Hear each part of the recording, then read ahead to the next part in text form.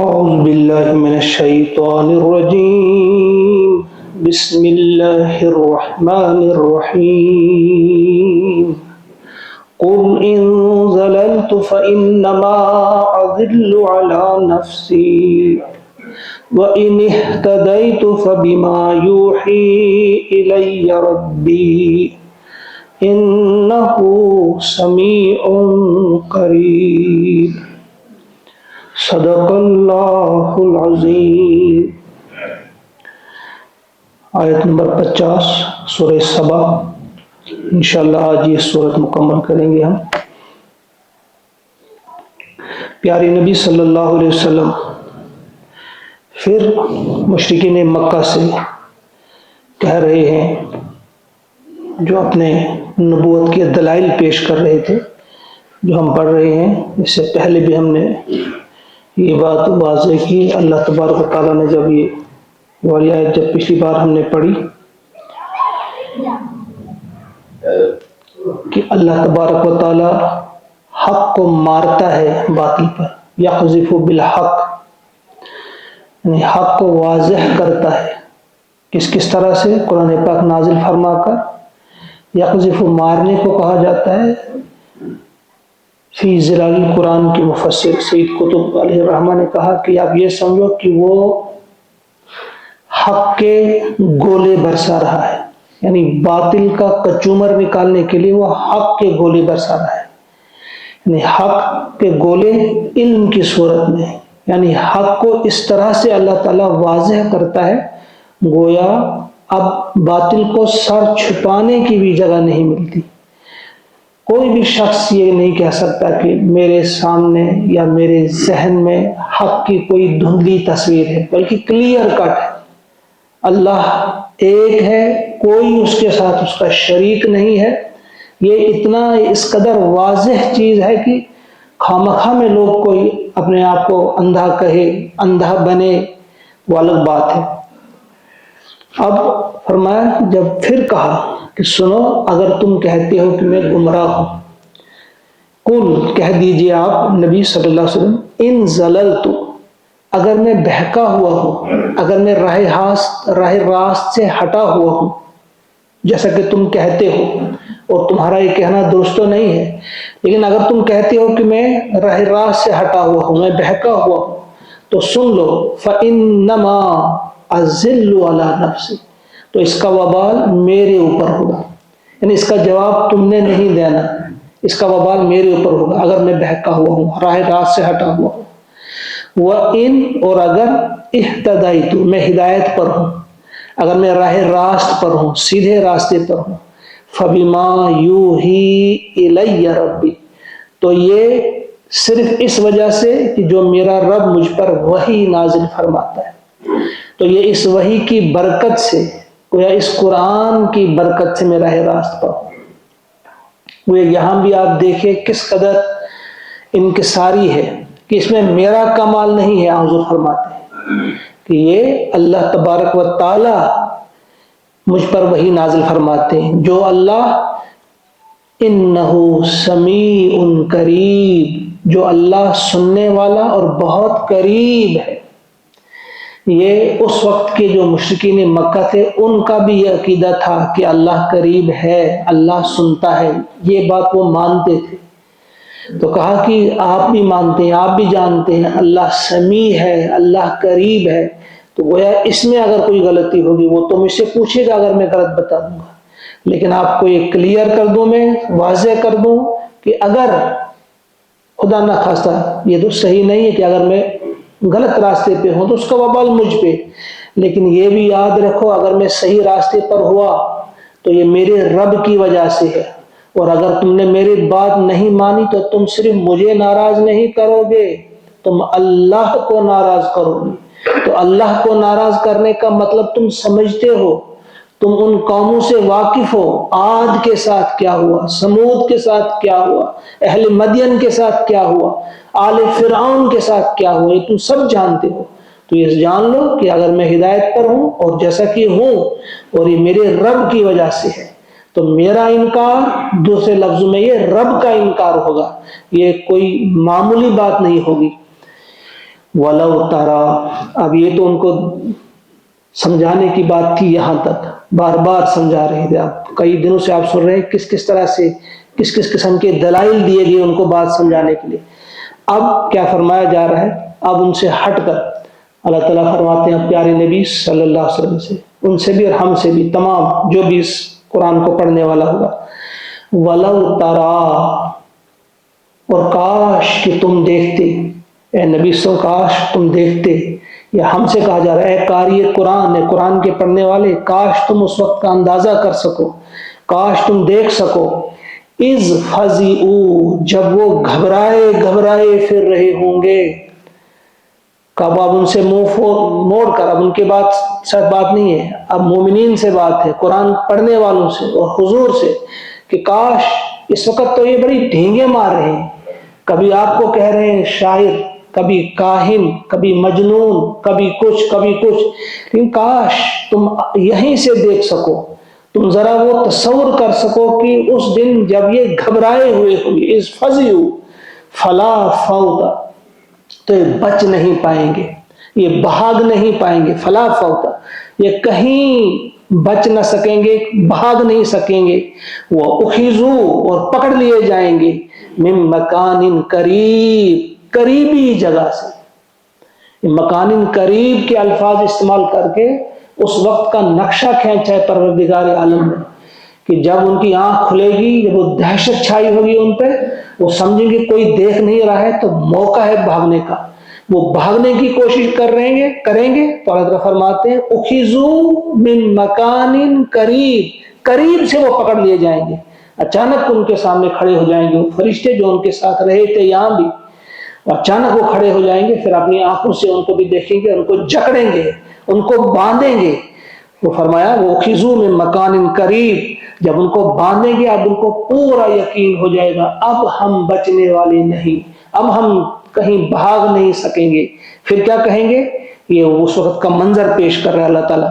وَقَالُوا، اور کہیں گے، آمنا بِهِ، ہم ایمان لے آئے، ہم مان گئے اب واقعی اللہ ایک ہی ہے، کوئی اس کے ساتھ دوسرا شریک نہیں، واقعی محمد عربی صلی اللہ علیہ وسلم اللہ کے رسول ہے، واقعی آخرت جو آخرت حق ہے، اب ہم مان گئے.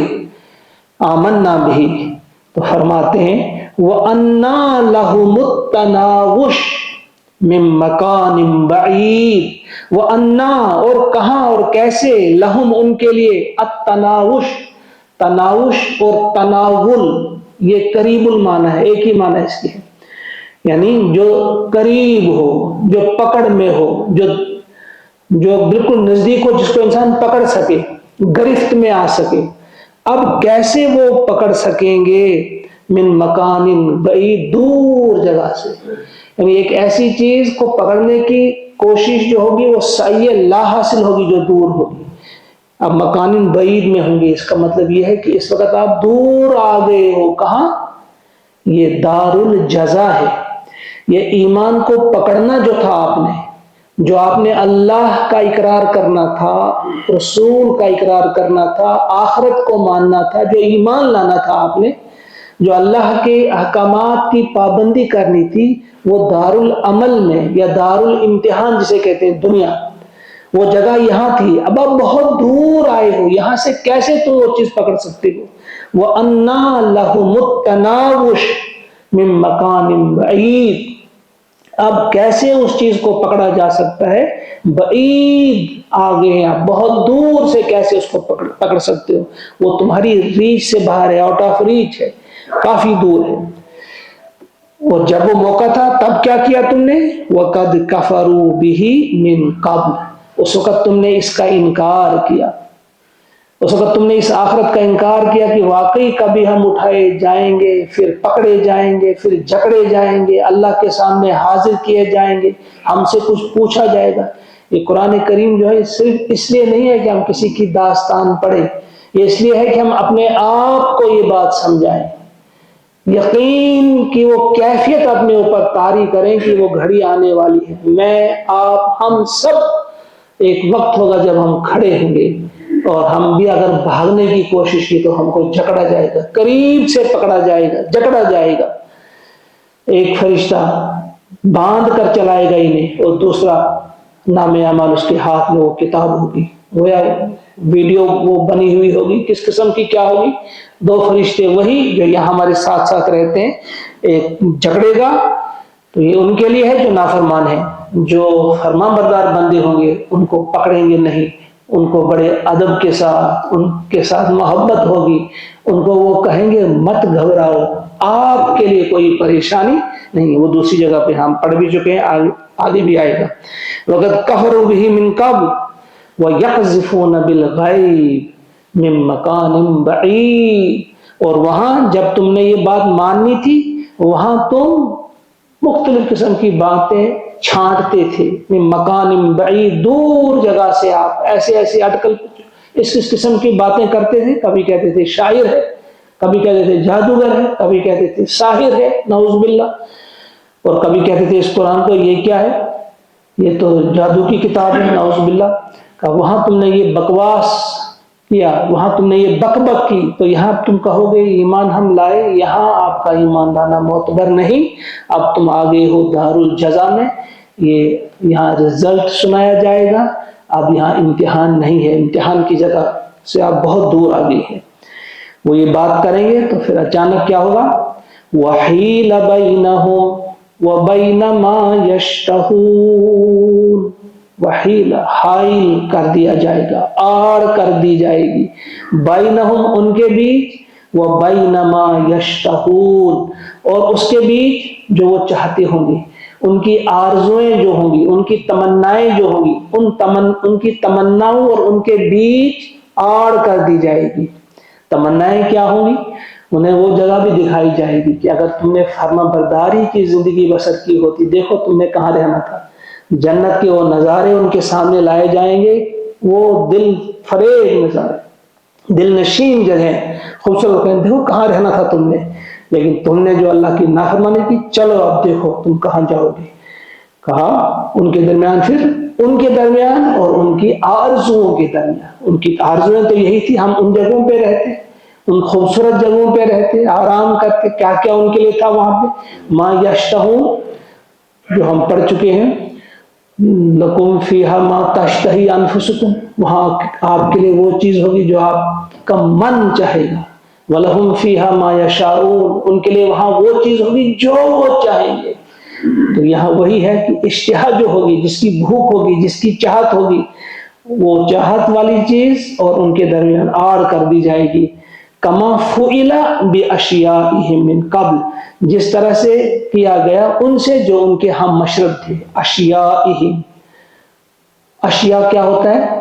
اشیاء شیعہ ان کی جمع الجمع ہے، اشیاء جمع الجمع ہے، شیعہ ان کی، اور شیعہ جو ہے شیعہ کی جمع، شیعہ ہے، شیعہ ہوتا ہے ایک جماعت، ایک گروہ، ایک عقیدہ رکھنے والے، ایک خیال، یعنی ہم خیال لوگوں کا ایک گروہ، اس کو شیعہ کہتے ہیں، اسی کا جمع ہے شیعہ، اور اس کی جمع الجمع ہے اشیاء۔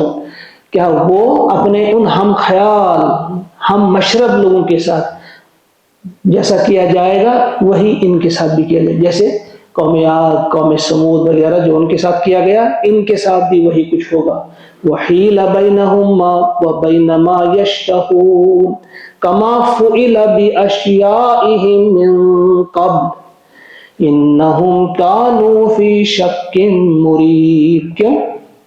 کیوں یہ مبتدی ساتھی، انہم بے شک وہ، کانو تھے، فی شک شک میں، مریب اس شک میں تھے، وہ شک مریب تردد میں ڈالنے والا شک، سسپیشیس، جو انسان کو سسپیشیس قسم کا جو شک ہوتا ہے، تردد میں ڈالنے والا، انسان کو بہکانے والا۔ ایک شک وہ ہوتا ہے کہ اس نے شک کیا تو اسی پر اس کا وبال ہوا، دوسرا شک ہوتا ہے ایسا شک کہ وہ دوسرے کو بھی شک میں مبتلا کر دے، ایسا ریب، تو یہی دوسرے کو بھی شک میں مبتلا کرنا، اس قسم کا شک ان کے پاس تھا۔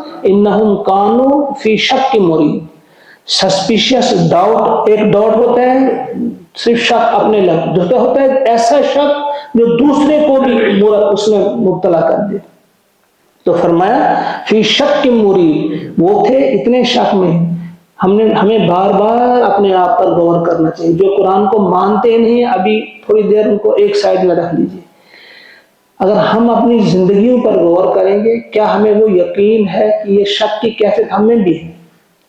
جب ہم اپنی من چاہی زندگی بسر کرتے ہیں مجھے لگتا ہے کہ ہم نہ صرف خود شک میں مبتلا ہو جاتے ہیں بلکہ اوروں کو بھی مبتلا کرتے ہیں. جو جتنا ذہین ہوگا جو جتنا سمجھدار ہوگا اس کو دیکھ کر لوگ خود بھی کہیں گے بھائی یہ جو زندگی بسر کر رہا ہے یہ تو بڑا ذہین آدمی ہے. اگر یہ اس کی کوئی فکر نہیں تو ہمیں کس قسم کی فکر ہونی چاہیے؟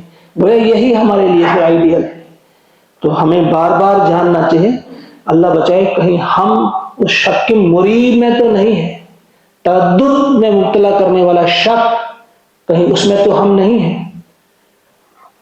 یا اس کو ہم اس کے لیے کچھ مفسرین نے اس کا ترجمہ کیا ہے ڈسکوائٹنگ ڈاؤٹ.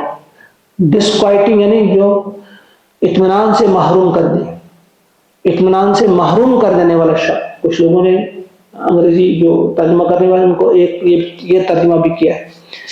بہرحال یہ آج مکمل ہو گئی سورہ سبا.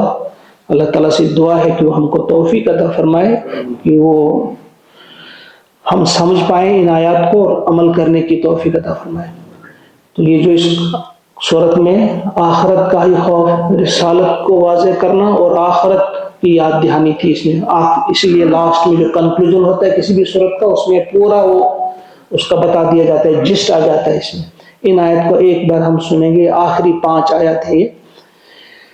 وَلَوْ تَرَىٰ إِذْ فَزِعُوا فَلَا فَوْتَ وَأُخِذُوا مِن مَّكَانٍ قَرِيبٍ وَقَالُوا آمَنَّا بِهِ وَأَنَّىٰ لَهُمُ التَّنَاوُشُ مِن مَّكَانٍ بَعِيدٍ وَقَدْ كَفَرُوا بِهِ مِن قَبْلُ وَيَقْذِفُونَ بِالْغَيْبِ مِن مَّكَانٍ بَعِيدٍ وَحِيلَ بَيْنَهُمْ وَبَيْنَ مَا يَشْتَهُونَ كَمَا فُعِلَ بِأَشْيَاعِهِم مِّن قَبْلُ إِنَّهُمْ كَانُوا فِي شَكٍّ مُّرِيبٍ. آمنت باللہ صدق اللہ العظیم.